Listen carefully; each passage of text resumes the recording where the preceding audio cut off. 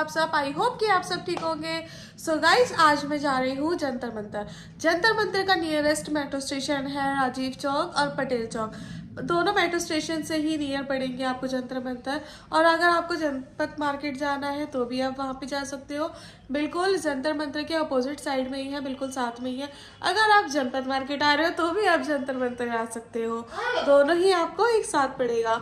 तो अब चलते हैं। एंड बाय द वे, काफ़ी दिन से व्लॉग नहीं आ रहा था, थोड़ी तबीयत वगैरह ख़राब थी, बस इसीलिए। चलो कोई नहीं, आप अब देखना मेरे चैनल पे रेगुलर व्लॉग आएंगे। तो अब चलते हैं जंतर मंतर। मैं जा रही हूँ बाय मेट्रो, तो आगे का मैं आपको सारा दिखाऊंगी, फुल इन्फॉर्मेशन दूंगी। और हाँ, एंड तक बने रहिएगा। ओके, चलो मिलते हैं आगे। टाटा।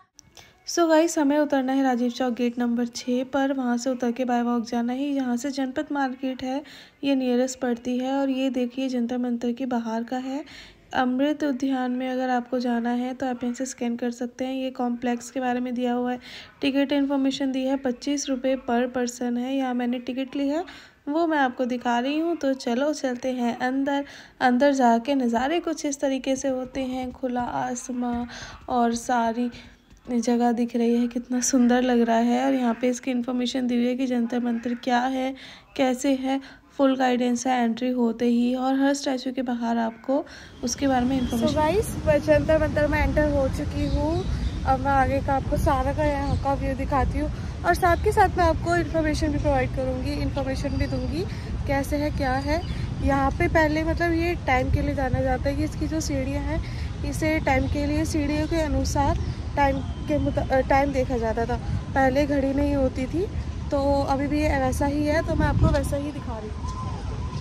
ये देखो कुछ इस तरीके से। पर आपको वॉशरूम की भी फैसिलिटी मिलेगी एंड आपको पीने को पानी भी मिलेगा।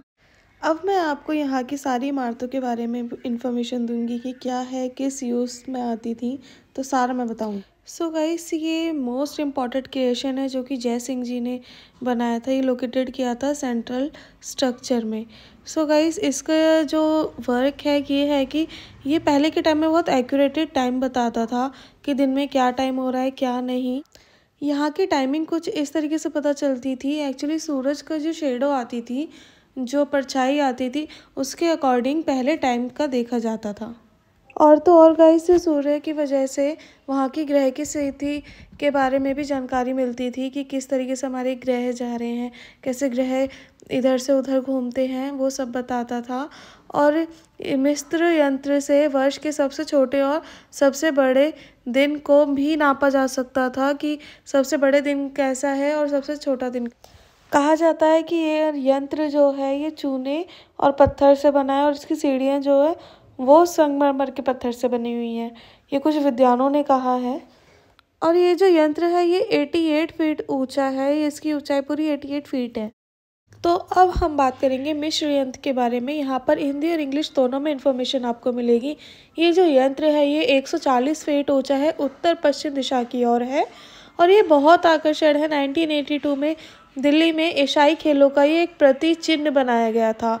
और गाइस, ये जो दिल की शेप है ये एक नियत चक्र है जो दिल के आकार में है, और यह इमारत जो है वो केंद्र में स्थित है। और जैसा कि आप बीच में देख सकते हैं, ये जो दो खिड़कियां दिखाई दे रही हैं, ये पहले जो है वो दरवाज़ा था, जो कि वो दरवाज़ा हटा के वो खिड़की के रूप में दिखाया गया है। इस यंत्र के सामने एक चबूतरा है जो कि 47-43 मीप का एक चबूतरा है वहाँ पर, मतलब जिसका प्रयोग जो था वो संबद्ध यंत्रों का निर्माण संरक्षण के दौरान उनकी माप के लिए किया जाता। तो हम उस यंत्र को क्रॉस करके हम आगे की साइड जा रहे हैं। ये पहले जो यंत्र दिखाया था उसकी बैक साइड है, और यहाँ पूरा गार्डन है उस यंत्र के। यहाँ पे ये गेट बना हुआ है, इसकी रास्ता कुछ इस तरीके से है, बट यहाँ पे नो एंट्री थी, एंट्री नहीं कर सकते थे। तो बस मैंने आपको जो शो के लिए ये दिखा दिया है। ये आगे जाके हम देखेंगे तो यहाँ से जाने का रास्ता है, बट अनफॉर्चुनेटली इन्होंने यहाँ पर जाने का रास्ता जो है वो बंद कर रखा था। यहाँ पे किसी भी एज के कोई भी लोग और आ सकते हैं, एंजॉय कर सकते हैं यहाँ पर आकर के। तो अब हम बात करेंगे जयप्रकाश यंत्र के बारे में। ये यंत्र जो है वो सम्राट यंत्र के दक्षिण दिशा में स्थित था, और इसका जो यूज़ था वो सितारे और सूर्य की गतिविधियों को नापने के लिए करा जाता था। GR काय के अनुसार उन्होंने जो बोला है कि एक समय इसके जो राशि चक्र थे वो बहुत अंकित थे, जो कि धूप और छाया पड़ने से उनके टाइम का, उनकी गतिविधियों का पता चलता था, लेकिन अब वो उनके निशान भी नहीं उपलब्ध है।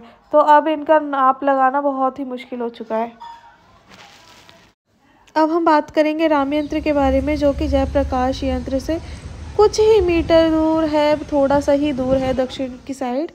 तो ये जो यंत्र है गाइस, ये राम यंत्र का प्रयोग सूर्य, सितारों और खगोलीय पिंडों की ऊंचाई और दृष्टिकोण को मापने के लिए किया जाता था। और गाइस इस यंत्र के अंतर्गत जो है वो 2 बड़ी स्तरों में एक महादरबार खिड़कियां बनी हुई हैं, जो कि ये साइड में से रास्ता जा रहा है, उन्हें खिड़कियों का नाम दिया गया है। इसकी जो अंदर की दीवार है 7.51 मीटर ऊंची है, जबकि जो बाहर वाला जो एरिया है वो 16.65 मीटर ऊंचा है। और इसकी 36 खिड़कियां बनी हुई हैं। ये जो बाहर आप खिड़कियां देख रहे हो टोटल 36 है, और स्तंभ से दीवार की तरफ जाते हैं। मेरी वीडियो कैसी लगी आप ज़रूर बताइएगा। मेरे चैनल को सब्सक्राइब करना, कमेंट एंड शेयर ज़रूर करना।